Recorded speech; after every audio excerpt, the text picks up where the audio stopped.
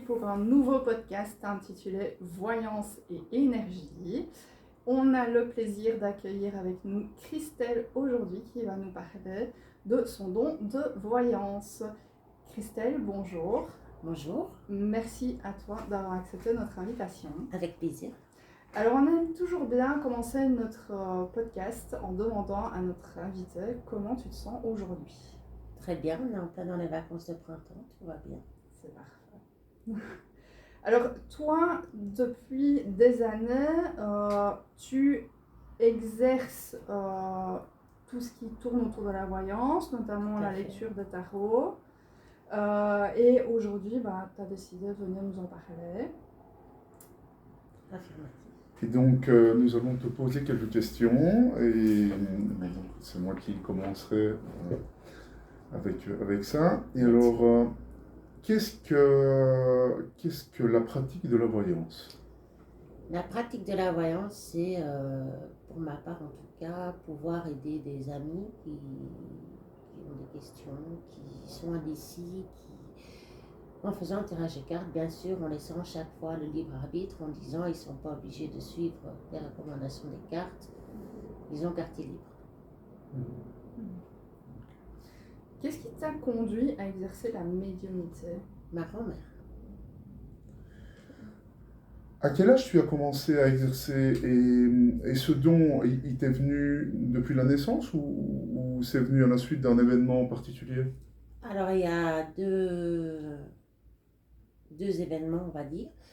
Ma grand-mère m'a appris les cartes quand j'avais l'âge de 6 ans. Donc, ça a commencé comme ça. Puis, j'ai un peu oublié le tarot parce que dans la famille, il y en a qui sont terre à terre et qui ne voulaient pas qu'elle me transmette son don. Et il y a de ça maintenant 5 ans, je suis morte 1 minute pendant une intervention chirurgicale. Et de ce moment-là, j'ai ramené des dons beaucoup plus développés de là-haut. Quelle a été ta première expérience en tant que médium? Alors, ma première expérience en tant que médium, j'étais dans mon salon, je faisais la comptabilité. Mon écran d'ordinateur est devenu tout vert et j'ai une dame charmante qui a traversé mon salon. Ouais. Donc, je me suis retournée, j'ai dit bonjour madame. Et puis voilà, ça a commencé comme ça. Ouais. De quelle manière tu fonctionnes? Je ne cherche pas spécialement à avoir les esprits parce que de ce côté-là, on peut avoir des bons esprits comme les mauvais, ce qui m'est déjà arrivé aussi. C'est eux qui viennent à moi. Et ce qui est drôle, c'est que maintenant, dans ma vie de tous les jours, il y a à chaque fois quelqu'un qui a une histoire paranormale à me raconter, alors que ce n'est pas écrit spécialement sur ma tête que je suis médium, mais ça me suit partout. C'est eux qui viennent, ils décident de venir, et puis si je peux les aider à aller vers la lumière, je les aide à aller vers la lumière. Tu as des objets en particulier que tu utilises? Alors j'utilise beaucoup le pendule, parce que par rapport aux esprits, c'est bien. Il y a le Ouija aussi, mais à employer avec précaution. Il faut savoir l'employer parce que ça peut causer de gros dégâts. Et le tarot aussi. Et pourquoi les gens ils viennent vers toi? Qu'est-ce que tu apportes à ces gens et quand tu les rencontres? Mais ça dépend de chaque personne en fait. J'ai une amie à qui je fais les cartes 1 fois par mois et puis qui me téléphone en disant tu avais encore raison, tout ce que tu me dis ça se produit. Ou par exemple une autre anecdote, j'étais en vacances et on loue la même maison depuis 20 ans. Et le propriétaire est décédé dans la maison, il a fait un AVC, mais il était très attaché au lieu. Et les gens là-bas ne savent pas que j'ai des dons de médium, mais ils m'ont raconté que le personnel avait peur d'aller nettoyer dans cette maison. Et en fait, j'expliquais que j'avais des dons, j'ai purifié les lieux, et maintenant tout va bien. Ça dépend. Aujourd'hui, beaucoup de gens ont des avis bien tranchés sur le monde de la voyance et tout, mais toi, tu penses quoi du monde de la voyance aujourd'hui? Je pense, alors, moi je suis de l'école où c'est des dons, je ne fais jamais payer un tirage, je ne fais jamais payer une purification parce que j'aide les gens avec plaisir. Maintenant, c'est vrai qu'il y a un gros business autour de ça et qu'il faut faire attention à qui vers qui on se tourne. Ouais, il y a toujours des charlatans. Voilà, par exemple, payer 25 € la minute sur Internet, voilà, la personne est au téléphone, elle dit oui, allô, ben voilà, il va vous arriver ça, ça, ça. Non, ça, faut pas faire, c'est de l'arnaque. Mhm. Et tu prédis l'avenir des gens, mais comment tu vois le lien et tu t'as déjà tiré les cartes personnellement? Alors, je me suis déjà tiré les cartes personnellement, oui, mais j'évite de me le faire parce que, comme ça me touche de trop près, je peux vouloir me faire dire que des bonnes choses. Donc, je l'ai fait à une amie me fait les cartes. Maintenant, ben, je sais pas, Ben, question. J'ai oublié la question. donc, je disais que Désolée. tu prédis l'avenir des gens et donc comment tu vois le lien et est-ce que tu t'es déjà tiré les cartes personnellement? Voilà. Alors oui, je me suis déjà tiré les cartes personnellement, mais c'est pas bon de se tirer les cartes à soi-même. Quand je le fais aux autres, ben, c'est par rapport à ce que je vois dans les cartes. Et je fais des rêves prémonitoires aussi. C'est arrivé un jour pour une amie. Je rêvais d'une station de métro en 2 mots. De elle, je lui téléphone à 3 h du matin. Effectivement, la veille, elle avait essayé de se suicider. Donc quand il y a des cas graves qui arrivent, il y a quelque chose de là-haut qui vient et qui me dit attention, tu dois prévenir cette personne, elle a besoin de toi. Est-ce qu'il y a une différence entre voyance et médium? Alors, voyance, c'est faire un tirage de tarot. Donc, ça s'apprend, même vous pourriez arriver à le faire. Médiumnité, c'est plus voir les esprits, faire des rêves prémonitoires, avoir des ressentis, et voilà. Et est-ce que tout le monde peut développer ce don? Alors, tout le monde pourrait développer ses dons, mais encore une fois, c'est à faire avec précaution et c'est pas pour tout le monde. Il y a les esprits du bas, il y a les esprits du haut. Les esprits du bas peuvent être se montrer très gentils alors qu'ils ne le sont pas et jouer avec la faiblesse de certaines personnes. Certains ont des regards où ils y croient, d'autres pas. Comment toi tu perçois ce sentiment-là? Mais moi j'ai dit que tout le monde a le droit de croire en ce qu'il veut, je force jamais personne à croire. Un bête exemple, j'ai un jouet qui s'est enclenché tout seul quand ma mère elle était là, elle ne croit pas que c'est un esprit qui a appuyé sur le bouton.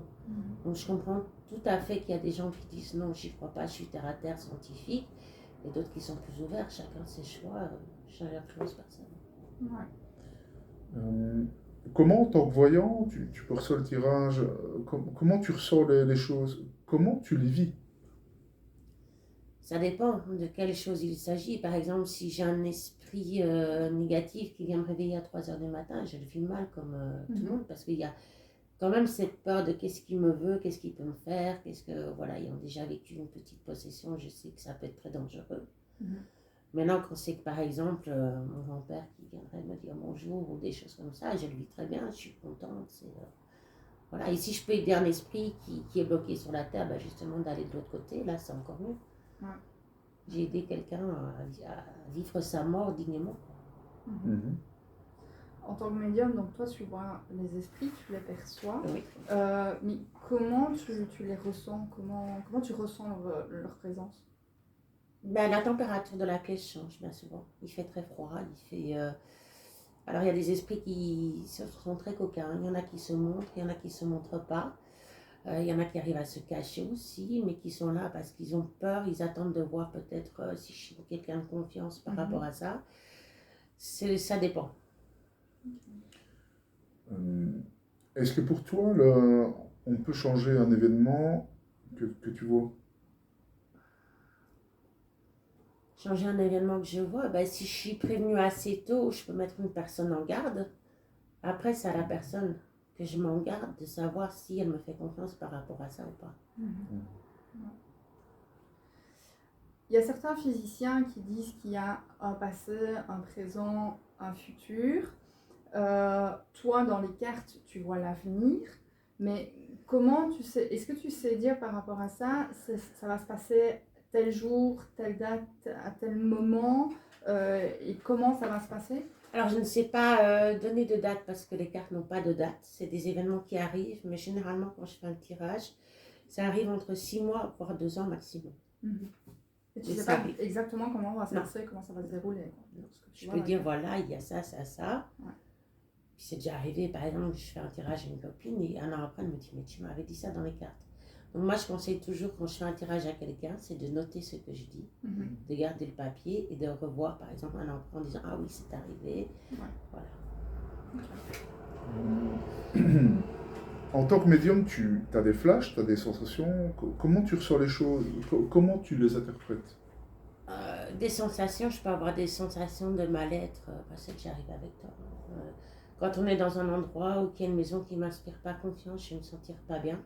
Je sais qu'il y aura eu dans cette maison quelque chose de lourd. Bon, après, si je suis pas invitée à entrer, je peux pas en savoir plus, mais voilà, ça dépend vraiment. Quand je suis dans un bon endroit, je ressens des bonnes énergies, des bonnes vibrations, mais ça dépend vraiment de l'endroit, de la situation, du vécu du lieu. Voilà, par exemple, si je vais à Brendonk, là où il y a eu la guerre 40-45, c'est-à-dire que là, je vais me sentir très mal et je vais avoir une tonne d'esprit qui sont là.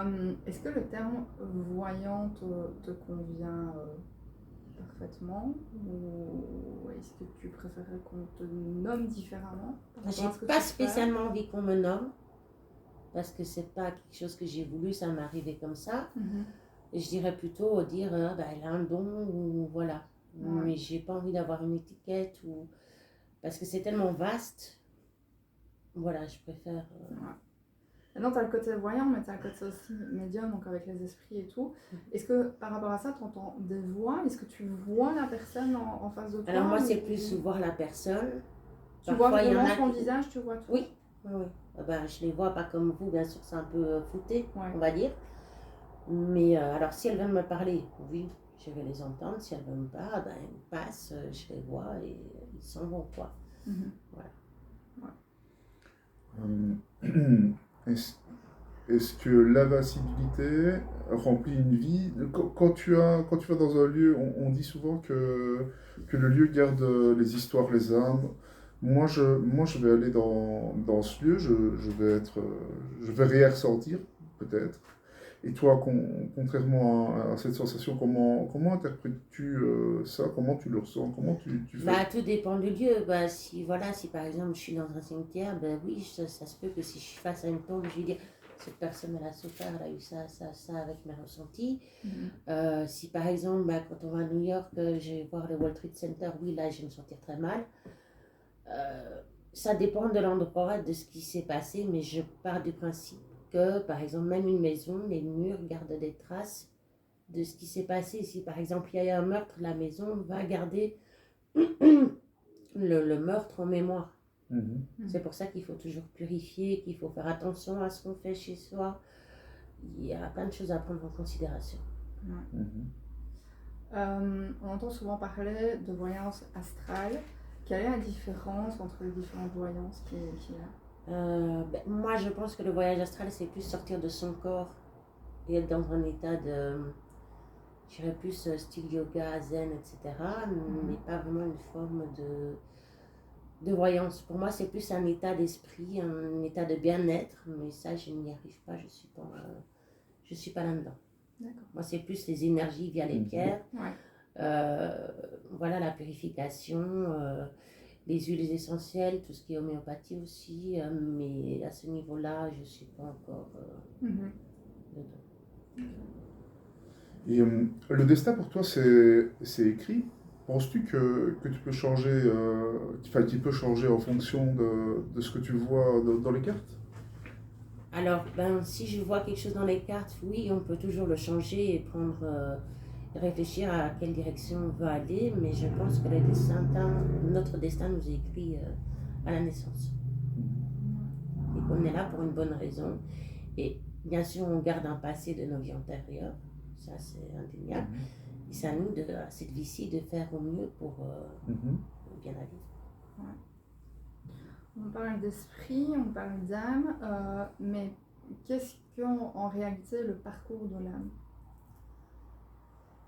Le parcours de l'âme par rapport, tu veux dire, à quelqu'un qui est décédé, par rapport à quelqu'un qui vient de mourir, qu'est-ce qui se passe? Oui, c'est ça, ouais. Moi, de ce que j'ai étudié, en fait, quelqu'un qui décède, il faut déjà le temps qu'il se rende compte qu'il est décédé. Ça peut prendre du temps. Tout dépend de la mort qu'il a eue, si c'est un accident.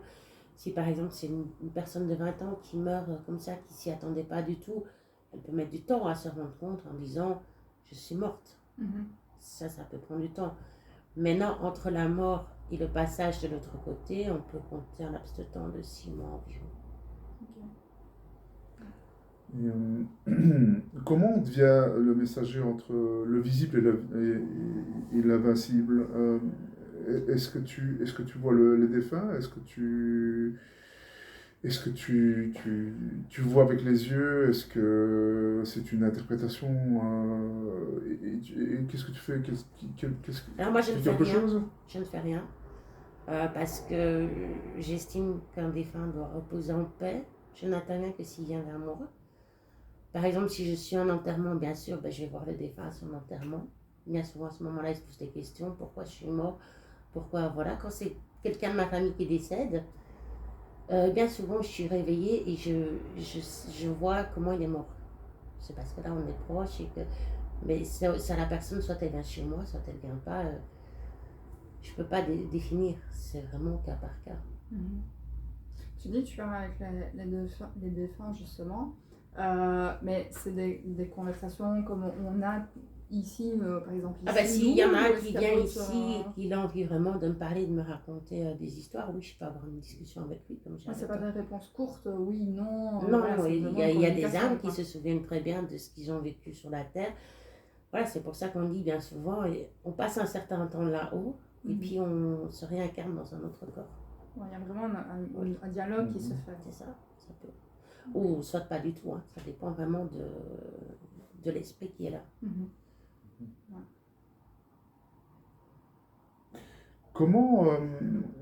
Comment ces présences se manifestent et qu'est-ce que tu fais? Ça dépend. Parfois, je suis tout bêtement occupée de regarder la télé avec ma fille, ou je suis en train de cuisiner, et l'esprit arrive, voilà, comme ça. En fait, il n'y a pas toquer à la porte et dire je peux rentrer. Non, il arrive dans ton salon, et puis à toi de voir ce qu'il veut, quoi. Il y en a qui restent parfois plus longtemps que d'autres aussi. Tout dépend du problème qui est arrivé avec lui. Toi, tu as ce don justement donc, de voyance, ce don de médium. Comment au quotidien tu le développes? Je développe plutôt le côté voyance, tirage de tarot, etc. Le côté médium, j'essaie de pas trop le développer parce que par exemple, je suis au travail, un esprit qui arrive, je ne pourrais pas communiquer avec lui. Ils vont se demander à qui elle parle. Donc j'essaie vraiment que ce côté-là n'apparaît pas trop, mais j'ai pas le choix, ça vient. Et tu fais comment pour développer? Je sais pas, développer, c'est pas un développement, c'est en fait un apprentissage, c'est au fur et à mesure. Et voilà, c'est avec eux aussi que j'apprends. Les visions, tu les vois tous les jours? Non. Ça peut arriver parfois un mois sans voir un esprit. Ça dépend. Il n'y a pas de laps de temps, il n'y a pas de... C'est quand ils veulent. En tout cas, merci beaucoup. Merci beaucoup, c'était très intéressant de découvrir un peu ce milieu. Mon univers, ouais. C'est particulier, c'est pas donné à tout le monde, mais voilà. Merci. Je me sens bénie des dieux avec ça. C'est un don précieux il faut l'employer à bon escient, il ne faut pas faire n'importe quoi. Exactement. Il ne faut pas jouer avec les esprits non plus. Comme je dis, par exemple, le Ouija, il y en a qui veulent acheter ça par rapport à une Insidious, Conjuring, les films d'horreur. C'est chouette, on va faire une petite partie, mais faites attention à ce que vous faites, s'il vous plaît. Ça peut casser une famille. Moi, il faut prendre le temps de bien se former, bien s'instruire et tout ça, de dire ah bah oui, je me lance là-dedans et puis voilà quoi. C'est pas donné à tout le monde. Il faut faire attention, mais il y a eu des mots déjà par rapport à ça, voilà, il y a des jeux de société qui ont lancé ça pour les enfants. Il y a des enfants qui jouent avec ça mais ils savent pas, donc c'est très dangereux. Il faut vraiment faire attention à ce qu'on fait. En tout cas, merci beaucoup d'avoir pris le temps de répondre à nos questions. C'était très sympathique de découvrir ton domaine, en tout cas. Avec grand plaisir. Super, merci. Merci à toi. On se retrouve pour un prochain podcast très bientôt. Bonne journée à vous. Bonne journée à vous, à tous. Au revoir.